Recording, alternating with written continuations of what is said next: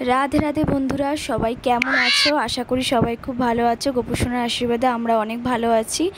और आजके गोपुके निये एकटु घुरते बेरिয়েছি। अनेक दिन हये गेছে ओके निये बेरोनो हय ना। ओ लास्ट कबे जेन होलिते मने হয় बेरिয়েছিল, तारपर थेके आर बेरोयनि। आजके ओके निये एकटु बेरिয়েছি। और तोमरा अवश्यई जानाबे आमार गोपुसोनाके आजके सिंगारे केमन लागছে। आजके এই पिंक कालारेर ओके सबकिछु साजिয়েছি, केमन लागছে अति अवश्यई जानिও। और आमरा सब समय तो तोमरा जानोई जे आमरा मेट्रो करे एदिक ओदिक घुरते चले जाई, ताई आजके आमरा मेट्रो करेई जाচ্ছি। और आमी एकदम नतून एकटा এই কুর্তিটা মিশো থেকে অর্ডার করেছিলাম, আজকে এসেছে, আজকেরই পরে নিয়েছি। কেমন লাগছে জানিও। আর আমরা তিনজন বেরিয়ে পড়েছি আজকে ছোট্ট একটু ঘুরু করব বলে এদিক ওদিকে। যেহেতু ওয়েদারটাও ঠিকঠাক ছিল, মানে বেশি গরম ছিল না। লাস্ট বার তো 40, 41, 42 ডিগ্রি যাচ্ছিলো, তাই জন্য বেরোনো হয়নি। আজকে ওয়েদারটা ঠান্ডা অল্প অল্প, তাই জন্য বেরিয়েছি। আর রাস্তায় যেতে যেতে মেট্রো থেকে নেমে এই অটো কাকুর সাথে দেখা হয়ে গেল। উনি তো একদম অটো দাঁড় করিয়ে আমাদের দূর থেকে ডাকছে। আমরা তো ভয় পেয়ে গেছি, কী হলো রে বাবা, চলন্ত অটো দাঁড়িয়ে আমাদের ডাকছে কেন। তো আমরা গেলাম, গিয়ে দেখলাম ও বাবা, এই তো গোপুর ফ্যান, আমাদের গোপুসোনার। গোপুকে দেখে বলছে রাস্তায় নারায়ণ ঠাকুর এসছে, একটু প্রণাম করবো না, আমার বাড়িতেও তো আছে। তো তাই প্রণাম করলো আর 10 টাকা দিয়েছিল ওকে। তারপরে আমরা গুটি গুটি পায়ে চলে এসেছি চাপাতলা ঘাট, মানে আমাদের সবথেকে পছন্দের গঙ্গা মায়ের কাছে চলে এসেছি। আমরা একটু উঁচুর দিকে একটা সিঁড়ি টাইপের আছে, সেই ব্যালকনি টাইপের জায়গাটা দাঁড়িয়েছি, পরিষ্কার সব কিছু দেখা যায়। আর দুপুরের দিকে এসেছিলাম বলে ঘাটটা বেশ ফাঁকা ছিল। আর গোপুসোনা এখানে পোজ দিয়ে দিয়ে সব ছবি তোলা হচ্ছে। আর আমি এখন গোপুকে এদিক ওদিকে সব চেনাচ্ছি। ও অনেক দিন আগে এরকম টাইমে এসেছিলো, সেই মনে হয় দুর্গাপুজো মহালয়ার সময়। বাকি সব সময় আসতো যখন, তখনই সন্ধে নয়তো বিকেল হয়ে যায়। তাই আজকে সকাল সকাল এনেছি বলে একটু এদিক ওদিকে সব আবার চেনাচ্ছি নতুন করে। ওইদিকে কী আছে, এদিকে কী আছে, ওইদিকে গেলে কী পড়বে, ওই দিকটা কী আছে সব ওকে বলছিলাম। আর ওই তো একমাত্র আমার অযথা বেকার বক বক করা কথাগুলো মন দিয়ে শোনে। তোমরা তো সেটা জানোই। এর আগেও আমি যখন ওর সাথে বেরোই, ওর সাথে অনেক কথা বলতে বলতে যাই, কেন ওই হচ্ছে আমার কথা বলার বা শোনার একমাত্র সঙ্গী। আর একটুখানির সাথে কথা বলছে, এদিক ওদিক দেখছি, একটু পোজ দিচ্ছি ক্যামেরায়, যে নিয়ে আমার ভিডিও করে দিচ্ছে।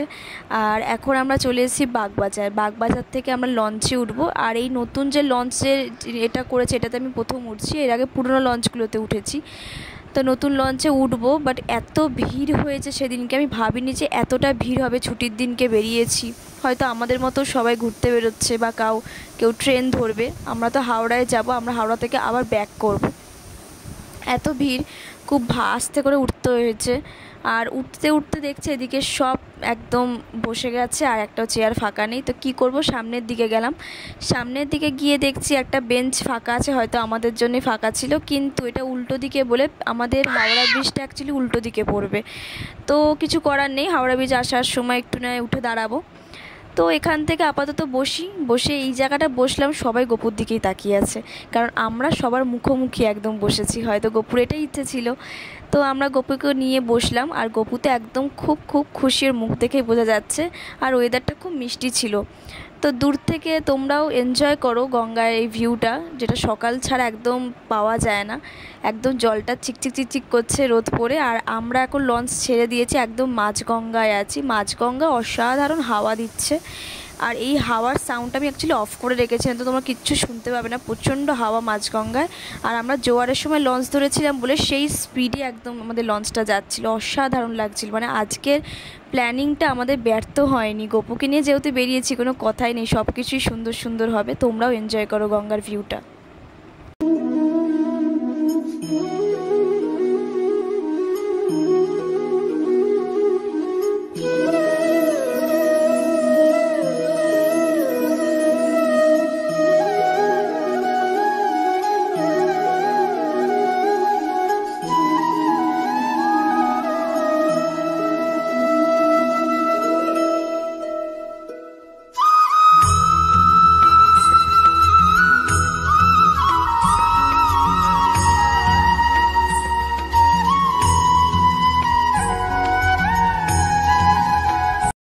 আর এখন এই যে আমি আর গপু বসে বসে গঙ্গা দেখছি, এত সুন্দর মনোরম একটা পরিবেশ উপভোগ করছি। আর ও তো খুব খুশি, গাল দুটো একদম টুবলু টুবলু হয়ে গেছে, ঘুরতে বেরিয়েছে বলে কথা।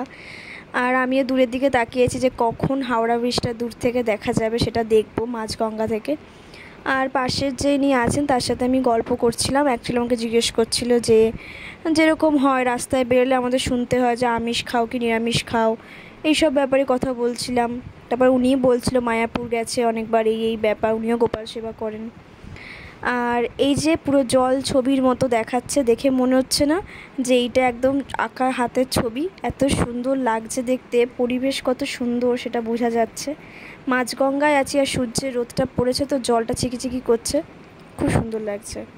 আচ্ছা, ওই যে দেখতে পাচ্ছ হাওড়া ব্রিজ দেখা যাচ্ছে, অল্প একটুখানি ওপরের চূড়াটা দেখা যাচ্ছে।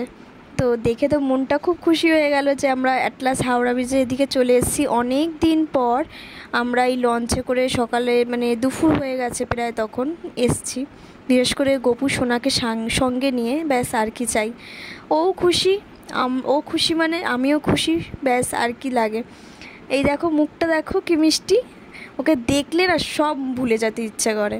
আর দেখো দূর থেকে মাঝগঙ্গা থেকে একদম হাওড়া ব্রিজ পুরোটা একদম এপার থেকে ওপার নেওয়া হয়েছে।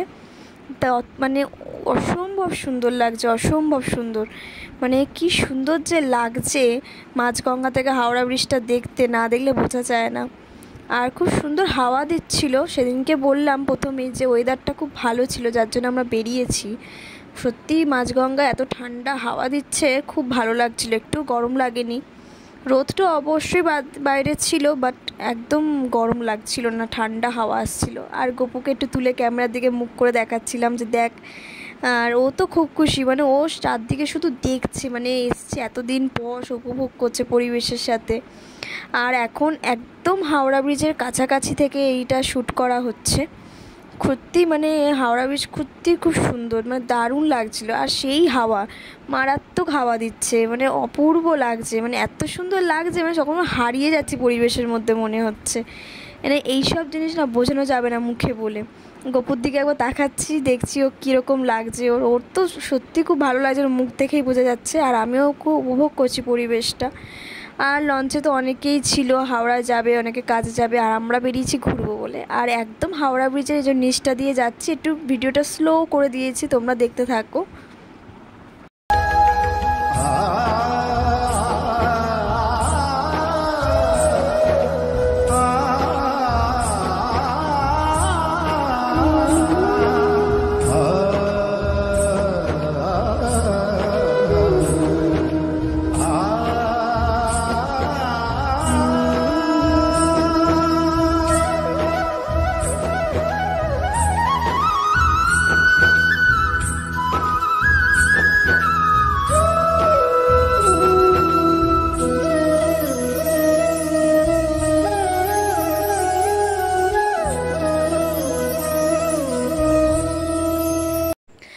আর এখন যেহেতু ফেরার পালা, তাই জন্য একটু উঠে গেলাম। উঠে এবার গপুকে পুরো দাঁড় করিয়ে পুরো গঙ্গা হাওড়া ব্রিজ ভালো করে দেখাচ্ছি, কারণ এবার তো ফিরে যাচ্ছি, এই জন্য। এরপর তো আবার কবে আসবো কোনো ঠিক ঠিকানা নেই, এই জন্য উঠে গেলাম অ্যাটলাস, মানে বসে থাকতে আর পাচ্ছি না, উঠবো করে অ্যাড্রেস উঠেই গেলাম যে যাই। অ্যাকচুয়ালি গপুকে নিয়ে এই সামনেটা দাঁড়াতে না খুব ভয় লাগছিল, যার জন্য সাহস করে আজকে একটু উঠে দাঁড়িয়েই পড়লাম যে দেখি, আপাতত এখন গিয়ে দাঁড়াই, দেখি কি হয়। যেন না সব ঠিকঠাক আছে, ওকে ধরে আমি ঠিকঠাক করে দাঁড়াতে পেরেছি, কোনো অসুবিধা আপাতত হয়নি। আর সেই যে সাহস করে দাঁড়িয়েছি, সেই থেকে এইভাবেই দাঁড়িয়ে আছি। আর সত্যি খুব ভালো লাগছিল দাঁড়ানোর পরে, মানে এত সুন্দর লাগছিল। গপু আমি দাঁড়িয়ে দাঁড়িয়ে পুরো দৃশ্য দেখছি গঙ্গার। এই যে আবার হাওড়া ব্রিজের নিচ থেকে আমরা ফিরে যাচ্ছি আমাদের গন্তব্যস্থলে, যেখানে আমরা আবার যাচ্ছি, হাওড়া থেকে ফিরছি। গপুকে সব দেখালাম। এটা তো বসে থেকে দেখতে পারিনি, ঠিক আছে, আমিও ঠিক মতো দেখতে পাইনি, ওই দিকটা বসেছিলাম। আর এখন দাঁড়িয়ে দুজন মিলে ভালো করে হাওড়া ব্রিজের নিচটা দেখছি। অনেক দিন পর এই জিনিসগুলো দেখছি, অনেক দিন হয়ে গেছে। আগে তাও আসতাম, তারপরে গপুকে নিয়ে আসা হয় না, আর এখন আমরাও আসতে পারি না। যখন আসি গপুকে নিয়ে আসি, অনেক দিন পর আবার আসলাম। আর সত্যি কথা বলতে এই যে দৃশ্যগুলো না খুব সুন্দর, খুব সুন্দর লাগে। যতই ফোনে দেখি, এই যে স্বচক্ষে যখন দেখছি সামনে দাঁড়িয়ে, অদ্ভুত একটা অন্যরকম সৌন্দর্য আছে। আর আমরা এখন লঞ্চ থেকে নেমে গেছি। আর এই যে দেখো পুরো জল ছবি, পুরো জল ছবি মনে হচ্ছে। এটা মনে হচ্ছে যে আমি এটা দাঁড়িয়ে ভিডিও নিচ্ছি, মনে হচ্ছে কোনো অন্যরকম কোনো মানে ব্যাকগ্রাউন্ড একটা কিছু এডিট করে সব কিছু করা, বাট একটু এডিট নেই এখানে, পুরোটাই ন্যাচারাল জিনিস। আর এখন আমরা নেমে গেছি এখানে লঞ্চে থেকে, এবার চলে এসেছি বাড়িতে। আর এই যে আমাদের মিষ্টু সোনার সাথে বাড়িতে এসে মিষ্টু সোনার সাথে আমার গোপু সোনা বসে গেছে, পায়েস খাবে। বাড়ি থেকে পায়েস করে নিয়ে এসেছি, মিষ্টু সোনার বাড়িতে আছি এখন। পায়েস খাইয়ে দেবো সবাইকে একটু একটু করে। সবার প্রথমে পায়েস আমি গোপুকে খাওয়াবো। ও তো সারাদিন ঘোরাঘুরি করেছে, খিদে পেয়ে গেছে। একদম জামা কাপড় ছাড়িয়ে পরিষ্কার করে গা হাত পা মুছে জল খাইয়ে একটু পায়েস খাইয়ে দিলাম। আর মিষ্টু আছে, পুচকেটা আছে, তাদেরকে দেবো না এটা হয়, তাই তাদেরকেও আসন থেকে নিয়ে চলে এসেছি, বিছানায় পেতে দিয়েছি, ওই বিছানায় ওপরে বস করিয়ে এবার ওদেরকে পায়েস খাইয়ে দিচ্ছি। কি মিষ্টি লাগছে না তিনজনকে দেখতে। এরা তিন ভাই যখন একসাথে থাকে না এত দুষ্টুমি করে, সে না থাকলে বোঝা যাবে না, সে একমাত্র আমি জানি।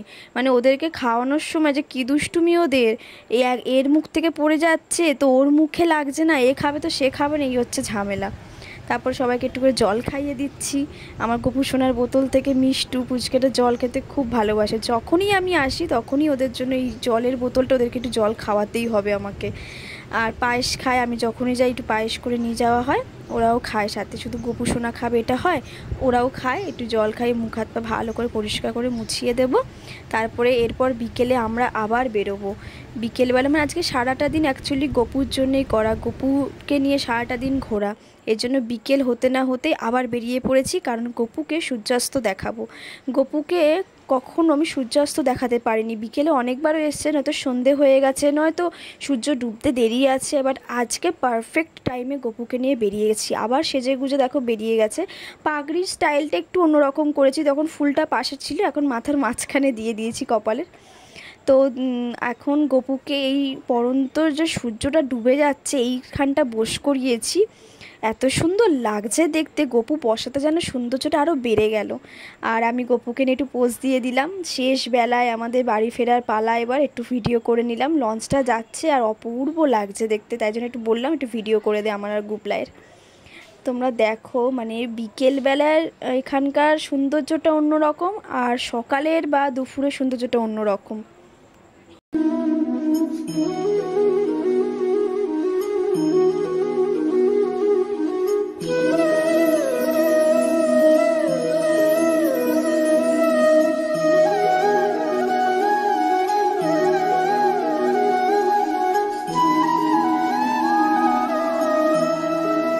আজকের মতো ব্লগ এখানেই শেষ। আর সারাদিন কী করলাম তোমার সাথে শেয়ার করলাম। যদি আমার ভিডিওটি তোমাদের ভালো লেগে থাকে, like comment share and subscribe করে দিও। সবাই ভালো থেকো, সুস্থ থেকো। রাধে রাধে বন্ধুরা, দেখা হবে পরের একটা ভিডিওতে।